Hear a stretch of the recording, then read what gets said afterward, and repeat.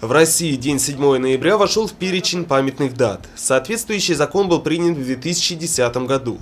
Это решение можно считать справедливым. Несмотря на спорную идеологическую подоплеку бывшего праздника, сложно отрицать значение этой даты в истории страны. Восстание в Петрограде в октябре 1917 года, завершившееся социалистической революцией, предопределило все дальнейшее развитие не только России, но и многих других государств мира. Первое достоинство этой революции, что это одна из самых малокровных революций в мире. И когда говорят, что потом гражданская война, там то все и так далее, это уже результат сопротивления правящих классов, которые потеряли власть и деньги. Это они развязали гражданскую войну.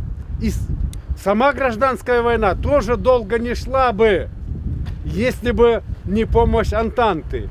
Несмотря на морозную погоду, настроение у участников небольшого митинга было боевое и праздничное.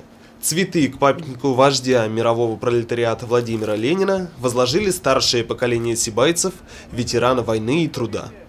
Ринат Музафаров, Айгуль Хамитова, Радмир Асингулов, Гульгина Раскильдина, телекомпания СТВ.